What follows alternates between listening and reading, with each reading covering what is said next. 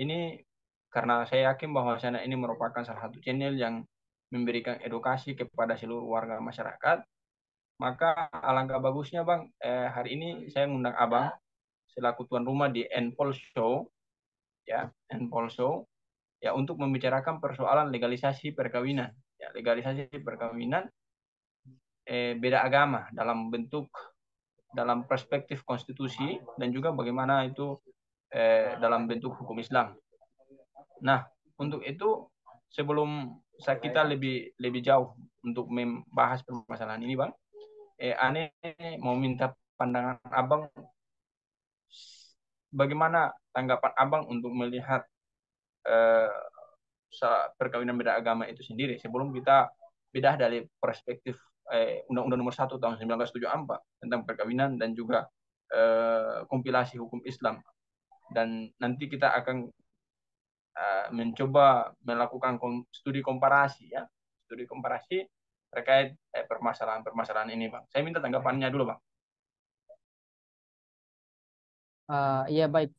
Ini memang menarik ya diskusi tentang perkawinan beda agama, ya kan? Saya boleh katakan bahwa ini adalah satu studi yang sifatnya klasik karena bukan hanya dibicarakan hari ini, tetapi dari dari waktu-waktu yang lampau kemudian isu-isu tentang perkawinan beda agama ini selalu mengemuka, ya kan? Bahkan tadi dalam pandangan Bung Albar tadi dikatakan bahwa uh, lahir istilah legalisasi perkawinan beragama gitu. Nah, tapi memang kalau kita bicara dalam konteks Indonesia, ya kita perlu menegaskan dulu kita ini Indonesia ini sebagai negara apa sih, ya kan? Nah, untuk bisa menerjemahkan bagaimana itu perkawinan beda agama dibenarkan ataupun tidak, kita harus kembali kepada falsafah bangsa dan negara, ya kan? Kalau kita baca buku, kalau kita baca pendapatnya misalnya Prof. Mahfud MD, dia mengatakan bahwa Indonesia ini adalah religion nation state, ya kan? Negara kebangsaan yang tetap menjunjung tinggi nilai-nilai ketuhanan, ya kan? Religion nation state, ya kan begitu. Nah, artinya bahwa kita mendirikan sebuah negara ini ya bangunan utamanya itu adalah nilai-nilai agama yang itu bisa kita lihat dalam manifesto konstitusi dalam pasal 29 UUD 45, ya kan, negara berketuhanan, kemudian juga Pancasila pada pada sila pertama kan ketuhanan yang Maha Esa gitu. Nah, dikaitkan dengan perkawinan. Nah, kalau kita bicara konteks perkawinan, perkawinan ini adalah salah satu simbol yang tidak hanya kemudian berbicara tentang aspek seksualitas misalnya gitu kan, tapi berbicara juga aspek hukum di sana. Apa aspek hukum? Tapi aspek hukumnya itu tentang masalah aspek hukum agama kan begitu. Nah, kalau kita berbicara konteks Undang-Undang 1 uh, tahun 74 tentang perkawinan misalnya, situ sangat jelas pada pasal 2, ya kan? Pasal 2 ayat 1 bahwa perkawinan itu adalah berdasarkan masing-masing agama, kepercayaan masing-masing. Itu memberikan limitasi tidak boleh keluar daripada ketentuan tersebut. Tidak dibenarkan adanya sebuah pernikahan yang dilakukan dengan pasangan yang kedua pasangannya itu berbeda secara religion, secara faith, keyakinan. Itu tidak dibenarkan.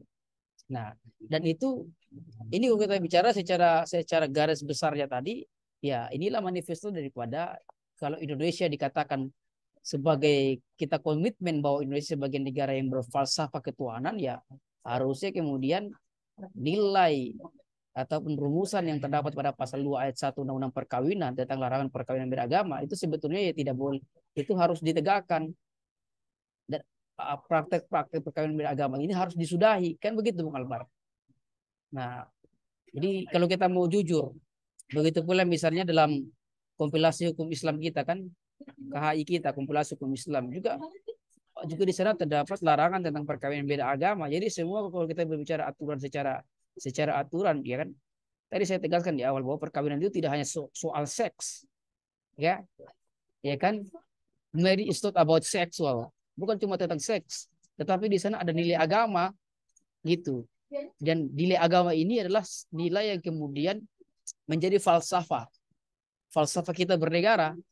Ya, makanya ketika ada perkawinan beda agama yang menyalahi aturan agama itu sama saja dengan meruntuhkan sendi-sendi kita bernegara, sama aja sebagai sendi sebagai satu pertanda bahwa ini adalah sebuah sebuah pengingkaran, pembangkangan terhadap konstitusi kita sebetulnya begitu Bung Albar.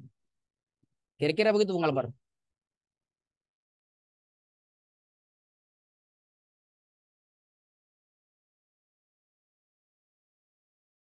Eh, jadi saya telah menyimak panjang lebar dan juga jelas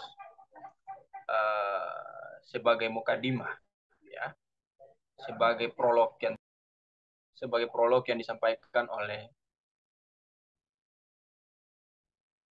Bangda, bahwa kalau kita berbicara persoalan legalisasi perkawinan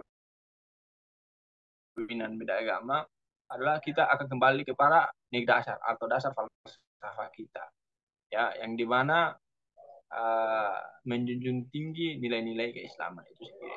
Nah, jadi tapi Bang, saya mau tanya Abang terkait dengan pendapat Abang untuk melihat studi, kan di pasal 1 undang-undang, ya, kalau tidak salah pasal 1 undang-undang nomor 1 tahun 1974 tentang perkawinan itu kan di pasal satunya itu kan menjelaskan bahwasannya perkawinan, ya, itu di Indonesia. Namun di sisi lain kalau kita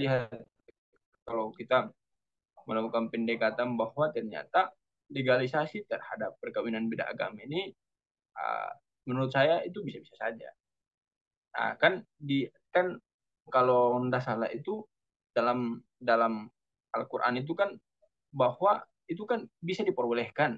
Jadi kan perempuan itu bisa diperbolehkan untuk menikah beda agama, tetapi itu dikhususkan kepada sahabat, itu ahli-ahli kita. Itu bagaimana menurut Abang? Iya, tadi kan saya bilang bahwa marriage is not about sexual, ya kan? Pernikahan itu bukan cuma soal soal seksualitas, Bung Albar, tetapi ada nilai agama. Dan nilai agama itu memang di satu sisi kemudian melarang pernikahan agama, tetapi di sisi yang lain kemudian ada pengecualian. Nah, dalam konteks tadi Bung Albar sampaikan, yaitu namanya alul kitab, kan begitu. Tetapi sekarang ini kan sangat sulit untuk kita bisa membedakan siapa yang alul kitab, kan gitu. Nah, Nah, tapi kan sekarang ini kan yang terjadi ini kan bukan soal perdebatannya alul kitab, tapi pernikahan beda agama yang kemudian sekarang kita lihat potretnya itu begitu begitu terjadi, begitu masif, ya kan? Bahkan sampai pada tingkat pengadilan. Nah, ya kan? Itu yang kemudian pada tingkat pengadilan kemudian dibolehkan oleh pengadilan perkawinan beda agama. Nah, ini kemudian menjadi satu masalah, kan begitu. Nah, misalnya muncullah kemudian lahirlah istilah apa namanya legalisasi pernikahan beda agama ketika ada penetapan pengadilan negeri misalnya, ya kan? Nah ini tentu tidak tidak kita benarkan. Walaupun misalnya kita lihat pengadilan negeri dalam statement-statement yang kemudian kita baca di publik bahwa dikatakan bahwa pernikahan itu mereka tidak apa hakim tidak dalam kapasitas untuk mengesahkan perkawinannya, tetapi hakim hanya memberikan izin untuk pencatatan perkawinan. Nah, ini kan dua peristiwa hukum yang kemudian dianggap berpisah gitu kan antara kesahan sebuah perkawinan dengan pencatatannya, izin pencatatannya. Ya, kalau kita harus jujur ya seharusnya kan pasal 2 ayat 1 itu kan mengatakan bahwa perkawinan itu harus sesuai dengan agamanya masing-masing kan begitu. Kemudian pasal 2 ayat 2-nya Undang-Undang Perkawinan mengatakan bahwa tiap-tiap perkawinan itu kemudian dicatatkan. Nah, jadi dia harus memenuhi dulu pasal 2 ayat 1. Pasal 2 ayat 1 itu adalah tentang harus sah dulu. Iya kan perkawinan itu harus sah dulu. Sah itu sesuai apa sih? Sah itu ya berdasarkan tentang masalah aturan agamanya masing-masing. Nah, kalau kemudian sudah sah, baru kemudian dapat dicatatkan sesuai pasal 2 ayat 2 Undang-Undang Perkawinan. Nah, tapi kan kalau kita lihat ini kan banyak pengadilan-pengadilan yang memberikan keputusan ataupun penetapan tentang perkawinan beda agama itu seakan-akan tidak memperhatikan aspek perkawinan itu harus sah dulu kan gitu. Ya kan kalau kita berbicara tentang konstruksi kan perkawinan itu kan adalah sebuah perjanjian ya kan bukan ikatan. Nah, berarti konstruksinya adalah konstruksi uh, hukum perdata misalnya kan begitu. Kalau kita bicarakan secara ini, kalau kita coba relevansikan dengan hukum yang lain kan. Nah, dalam hukum perdata itu kan misalnya perkawinan itu kalau kita anggap sebagai kita asosiasikan dengan sebuah ikatan ataupun sebuah perikatan atau perjanjian, maka dia harus memenuhi beberapa unsur, ya kan? Salah satu unsurnya adalah ada unsur kesepakatan. Oke lah kedua mempelai sepakat untuk menikah walaupun beda agama. Tapi unsur yang kedua, unsur yang terakhir yang saya katakan lah tentang sebab yang halal. Sebab yang halal ini adalah apa yang mereka lakukan, perjanjian yang mereka lakukan adalah bukan perjanjian yang adalah perjanjian yang tidak bertentangan dengan hukum. Nah, kalau perkawinan beda agama itu adalah sebuah perjanjian yang kemudian bertentangan dengan hukum. Nah, saya lihat banyak pengadilan-pengadilan yang tidak melihat aspek itu gitu. Sehingga perkawinan yang tidak sah mereka izinkan untuk dicatatkan. Nah, ini keliru. Harus sah dulu sebuah perkawinan itu baru kemudian dicatatkan. Gitu Bung Alwar. Nah, dan memang kalau kita lihat banyak pengadilan-pengadilan terutama pengadilan negeri yang kemudian bergantung pada undang-undang undang-undang administrasi kependudukan, ya kan, Undang-Undang 23 tahun 2006 yang kemudian sekarang sudah dirubah dengan Undang-Undang tahun 2013, ya kan, yang mereka bergantung bahwa ada perkawinan yang kemudian pada pasal 35 huruf A-nya kan mengatakan bahwa perkawinan kemudian ada sebuah perkawinan yang kemudian juga ditetapkan oleh pengadilan. Nah, dimaknainya sebagai perkawinan beda agama itu. Nah, ini saya pikir sangat sangat keliru. Ya, dia harus memenuhi persyaratan dulu, memenuhi persyaratan yang ditentukan oleh hukum, ya kan? Persyaratannya ya tadi, sehingga dia tidak boleh melakukan. Jadi persyaratan persyaratan agama dalam konteks perkawinan itu menjadi satu sebab yang halal. Ketika tidak sesuai dengan aspek itu, maka kalau kita bicara perjanjian, maka perjanjian itu bisa batal demi hukum. Ya, makanya kita kaitkan lagi dengan falsafah kita, Pancasila kan, sebagai falsafah negara yang menjunjung nilai-nilai religius, nilai-nilai keagamaan. Seharusnya pengadilan kemudian memegang teguh prinsip-prinsip itu. Tapi kalau yang kita lihat ya tidak memegang teguh prinsip-prinsip itu. Nah, begitu Bung Albar. Ini yang kadang-kadang kita lihat agak problematik penegakan hukum Indonesia kita ini dalam konteks masalah perkawinan. Jadi apa ya? Banyak kemudian orang yang memilih untuk menegakkan undang-undang daripada menegakkan konstitusi. Kira-kira begitu Bung Albar. Siap, Bang. Bang, eh, tadi saya juga mengutip ya, kembali lagi mengutip terkait dengan persoalan kesalahan institusi peradilan, terutama bahwa mereka tidak bisa ya, peradilan tidak mampu bisa membedakan mana itu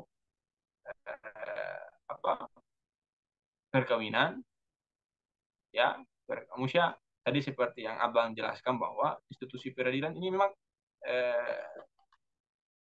dia tidak, istilahnya dia tidak bisa, kan ada syarat-syarat ya, ada syarat-syarat perkawinan itu. Pertama adanya kesepakatan, kedua adanya suatu apa yang halal dan sebagainya. Di halal ini kan abang jelaskan bahwa eh, adanya halal yang dimaksud ini kira-kira seperti apa? Bukan, kalau jika kita asosiasikan perkawinan itu sama dengan perikatan atau perjanjian dalam hukum perdata, maka di sana ada syarat-syarat yang harus terpenuhi. Syarat pertama adalah kesepakatan, ya kan? Dan syarat yang terakhir itu ada 4 syarat. Saya hanya beri 2 syarat saja. Syarat pertama syarat kesepakatan. Jadi oke lah kedua mempelai ini kemudian bersepakat untuk menikah. Tetapi ada syarat kedua, yaitu apa? Ada syarat keempatnya, yaitu adalah sebab yang halal. Artinya perjanjian yang mereka lakukan, perikatan yang dikerjakan itu adalah perikatan yang tidak menyalahi hukum. Nah ini kan jelas-jelas menyalahi hukum. Menyalahi hukum agama dan juga menyalahi konstitusi. Begitu Bung Albar. Sehingga tidak harusnya pertimbangan ini yang kemudian dipakai oleh semua pengadilan di Indonesia. Ya kan? Kalau kita lihat kan perkawinan beda agama ini kan banyak terjadi kecolongan di pengadilan negeri. Kan begitu Bung Albar. Nah ini yang memang problematik. Pengadilan negeri berpegang teguh pada Undang-Undang Administrasi Kependudukan pasal 35 huruf A. Karena kan ada perkawinan yang kemudian ditetapkan oleh pengadilan. Nah, tapi kita harus bilang perkawinan yang ditetapkan pengadilan itu perkawinan apa? Bagaimana cara menafsirkan perkawinan yang ditetapkan oleh pengadilan? Ya, cara menafsirkannya adalah menginterpretasinya dengan menggunakan undang-undang asalnya, yaitu undang-undang perkawinan. Iya, ya pasal 2 ayat 1. Perkawinan harus dilakukan dengan sesuai agamanya masing-masing, sesuai kepercayaannya. Islam ya Islam. Ketika bercampur ya tidak. Itu tidak dibenarkan. Itu menyalahi aturan agama, menyalahi undang-undang perkawinan, dan menyalahi falsafah kita bernegara, Pancasila gitu. Yang sudah mengakui bahwa agama itu menjadi satu bagian terpenting dalam dalam mengisi mengisi penyelenggaraan kehidupan bangsa dan bernegara. Ini kita lihat ini kan. Ini yang menjadi potret bagaimana kacaunya uh, institusi peradilan kita, ya kan? Dia memberikan izin pada sesuatu yang kemudian jelas-jelas itu tidak sah, iya kan? Iya, sesuatu itu kan harus sah dulu. Objek tertentu itu harus sah baru diberikan izin. Nah, kalau dia akui bahwa perkawinan itu tidak sah, kenapa dia berikan izin? Iya kan? Ini sama seperti negara membiarkan terjadinya pelanggaran hukum, ya kan? Pelanggaran hukum terjadi, tapi dia membiarkan, malah memberikan peluang. Nah, dia buat hukum tapi tidak laksanakan. Kira-kira begitu, Bung Albar. Siap, Abang. Siap, Bang. Terakhir, menurut Abang, pesan terakhir, pesan yang harus. Karena saya pikir yang nanti nonton ini kan merupakan bagian seluruh warga yang nantinya akan datang di Endpol Show membuka channel. Saya pikir bahwasanya ketika mereka bisa menonton video ini bisa menjadi salah satu acuan atau tumbuhan berpikir nanti, Mas. Nah, terakhir dari saya, Bang, mungkin pertanyaan terakhir bahwa bukan ini, tapi bagaimana saran Abang ya kepada institusi peradilan sebagai saran lah begitu supaya pengadilan itu tidak pengadilan negeri itu kan dia tidak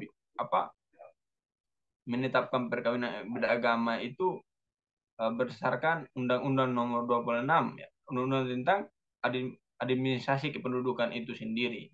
Nah, itu bagaimana apa pesan terakhir Abang untuk? Iya, pertama saya mau katakan begini, banyak motivasi perkawinan beda agama itu yang dilakukan for human rights, demi konsep hak asasi manusia. Tapi saya katakan bahwa kita Indonesia sudah jelas dalam konstitusi kita pada pasal 28 huruf J bahwa negara Indonesia ini adalah bukan negara yang kemudian mengadopsi konsep hak asasi manusia yang bersifat liberal, bukan konsep hak asasi yang bersifat absolutely, tetapi ada limitasi, ada pembatasan yang dilakukan dengan pembatasan hukum, pembatasan nilai moral, nilai agama dan seterusnya, sehingga sudah sangat jelas itu. Nah, berikutnya memang saya pikir bahwa institusi peradilan kita dalam perkara akuo ini ya dalam konsep tentang masalah perkawinan beda agama ini, saya pikir bahwa harus banyak pengadilan-pengadilan yang memberikan izin terhadap perkawinan beda agama. Saya pikir sebelum memberikan izin untuk pencatatan perkawinan beda agama misalnya, maka pengadilan-pengadilan itu dulu harus memeriksa dulu, iya kan? Ketika sebuah perkawinan itu memang sudah sah, maka saya berpikir tidak ada alasan bagi pengadilan untuk kemudian tidak memberikan izin untuk pencatatan persoalan administrasinya kan gitu. Nah, tapi ketika perkawinan itu kemudian dilakukan dengan proses yang tidak sah, saya pikir pengadilan harus membatalkan itu. Tidak boleh memberikan izin, kan begitu. Nah, ini sama sih. Kalau ketika pengadilan memberikan izin, maka sama saja seperti pengadilan jelas-jelas melihat ada sebuah pelanggaran hukum.